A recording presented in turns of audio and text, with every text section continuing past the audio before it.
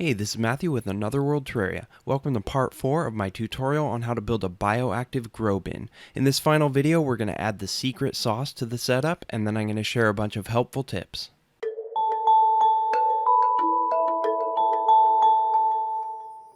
Okay, now we're going to create the bioactive environment.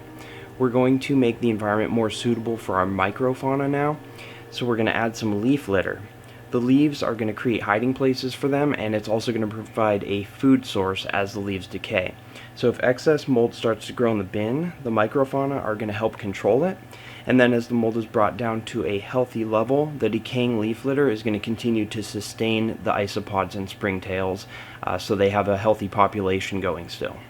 I like to use willow oak leaves, which is these right here.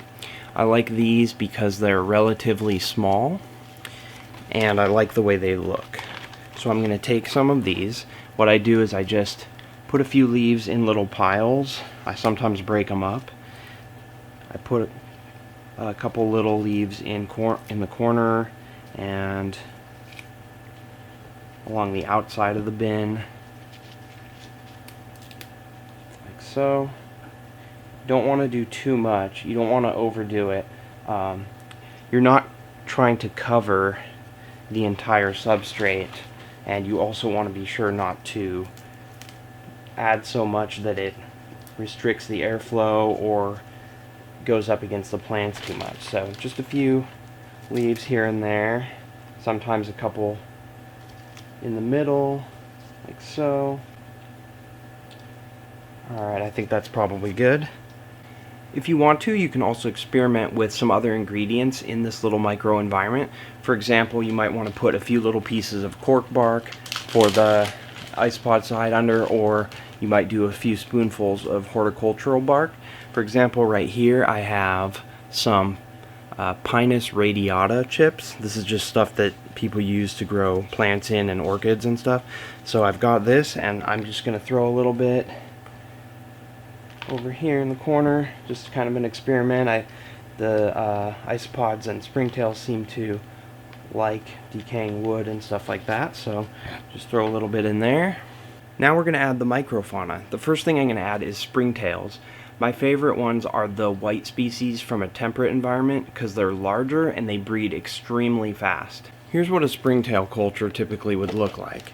You've got charcoal and water about halfway up the charcoal, and then the springtails are living in there in between the charcoal pieces and feeding and so forth and breeding. And what happens is, because the springtails are so tiny and light, they float on water surface. Therefore you're able to tilt this cup, and as you pour a little bit of water into the tub, the springtails will float out with it. You want to go slow and carefully so that you don't dump too many, and you want to keep this, relatively, you want to keep the culture going and not disrupt it too much. So what I'm going to do is I'm just going to tilt this, and I'm going to pour some springtails in here with some of the water. And it's okay if any of the pieces of charcoal float in there with it. I just leave the charcoal, it's not a big deal. Just pouring some of these guys in here. Now we're going to add isopods. The species I'm going to use are dwarf white isopods, which is Trichorhina tomentosa. These are a nice small species that are typically very easy on the plants. They don't tend to eat a lot of the living plant tissue, and they're cute little guys. And just grab a bunch of this. There's going to be a bunch of them in here.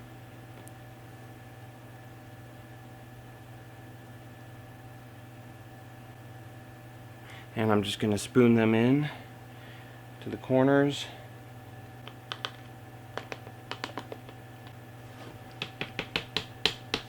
The bin's ready to go, so I'm just going to put the lid on here. And then we can put this into our grow space. We can just slide it up onto a rack. I've got some tips for you for these grow bins. First, you're going to want to keep an eye out for mold, bacteria, disease, plant dieback, and so forth, and you're going to want to make adjustments as needed. For example, you might want to reduce the water and increase the airflow if you're getting a little bit too much mold. You can also trim back plants to increase the airflow and prevent too much humidity from building up in there. And you can remove excess decaying materials such as flowers and dying leaves. And of course, you can add more microfauna if needed. Another tip is that you can mix and match various sizes and shapes of bins to maximize your grow space. For example, you might have some large and small tubs, or you might have 3 small tubs, or you might have a couple different tubs with some small deli cups in between in the empty space. I've got a few tips for you for adjusting light levels. What you can do is you can stack fiberglass window screen sheets, such as this right here. You can just lay those on top, and you can add additional sheets to continually cut down on light, so you can adjust the light per bin. Another way to cut down on light is to take smaller plants that are in deli containers that might want brighter light, and you can set those on top of the tub. That way these get more light, and it slightly reduces the light by blocking that so that it becomes a little bit more dim below. So you can use that technique as well, and that makes more grow space in a smaller area as well. Of course, you can make the light a little bit dimmer by moving the bin further away from the light, so perhaps you can raise the shelf up higher so that the light is further away. You can also take the bin off the shelf and put it down on the floor so that the light that's trailing off from the rest of the plants gets down there and reaches the plants in a much dimmer fashion, which is good for plants such as filmy ferns and Bucephalandra and stuff like that. And one way you can increase the light is that you can use reflectors. For example, you can just cover cardboard or foam cardboard with tinfoil, or you can use something that I use called Reflectix, which is an insulation sheet that is covered with kind of a mylar type of material, and it reflects and insulates. If you enjoyed this video and found it helpful, please give it a like and make sure you subscribe and then click the bell icon so you don't miss any notifications for future videos.